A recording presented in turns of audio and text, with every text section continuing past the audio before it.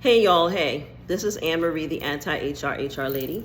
I help my clients exit hostile, discriminatory, toxic work environments with their bag or coin, i.e. I teach my clients how to leave hostile workplaces and make their employers pay them to leave. If that's of interest of you, or if that is of interest to you, please check the link in my bio and check out my masterclass where I walk participants through all the steps required to do this, and I also provide you with templates that you can follow. Today I want to talk a little bit about the brouhaha over Jess Hilarious and her comments about trans women.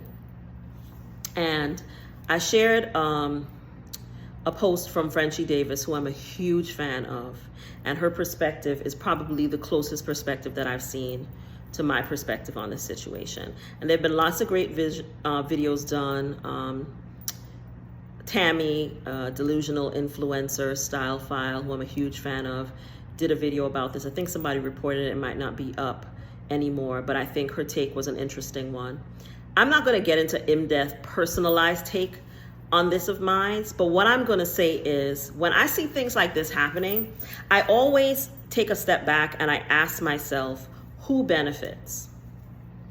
And what I worry about is what's getting lost in all of this back and forth is about who benefits from Black women being pitted against Black trans women generally, but especially Black trans women, because really this is a conversation for the Black community, Black women and Black trans women to have. I really think white folks need to just stay out of it. This is one y'all could just be spectators on. Be quiet and learn.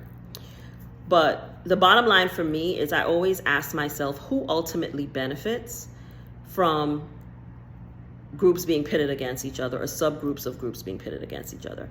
And as you all hear me say all the time, at the end of the day, all roads lead to white supremacy. And whether, you take the position that Tammy, the very, thoughtful position that Tammy took and shared, or Frenchie's, which is closer to my perspective, the reality is that there are forces at work seeking to divide the Black community and specifically to split the Black female vote, right? And if they can successfully pit groups of us against each other, they get to retain power and gain more power. And by they, I mean white folks in general, and the white supremacists and the white nationalists, and specifically the Republican Party. Fascism is at hand, people. We need to keep our eyes on the ball.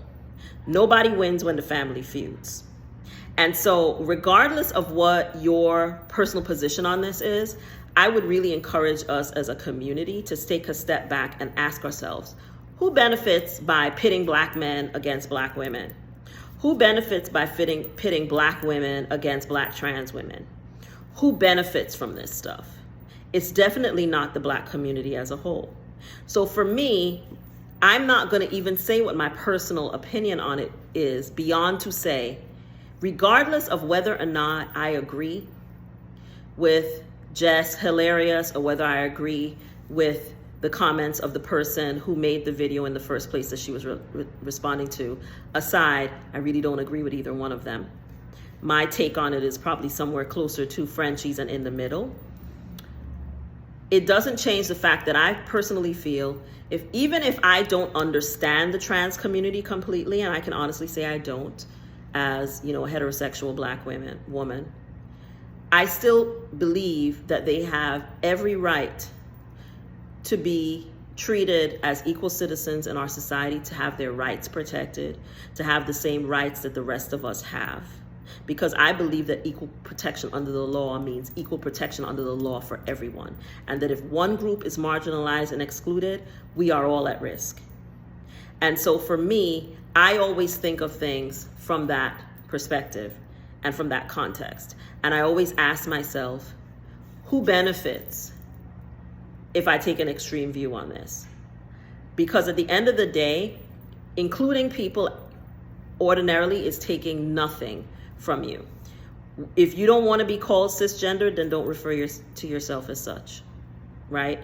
Allowing other people to have personhood and rights takes nothing from you at the end of the day. Do not allow fear and division to drive the way that you think and the things that you believe, because ultimately it benefits nothing but the white supremacist agenda in the United States of America. And ultimately, if we don't pay attention as the Black community, there's a new Jim Crow that is being created and instituted while we are sitting here arguing about periods and wombs and who has a womb and who don't have a womb and all these things that really at the end of the day are not that important. They up here turning libraries into detention centers in Texas. They're up here talking about how slaves benefited from being slaves.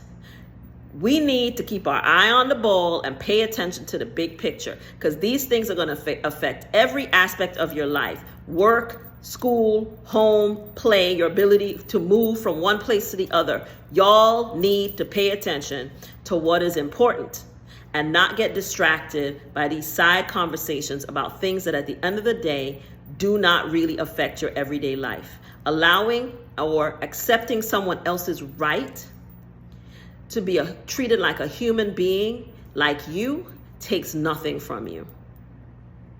So let us not perpetuate and support a white nationalist and supremacist agenda by not paying attention to the big picture. And so I urge us, when these things come up on social media and everybody goes crazy over them, take a step back and always ask yourself, who benefits from me taking this position or that position? Whose ultimate agenda is supported if I take this position or that position? I think the 2024 election is going to be one of the most important elections in the history of the United States. And people say that every year, but I honestly believe that to be true. Fascism is nigh in the United States. It's taken hold state by state. And all they need is one more chamber. They got the Supreme Court. They just need the White House and all is lost. People need to pay attention to what is going on.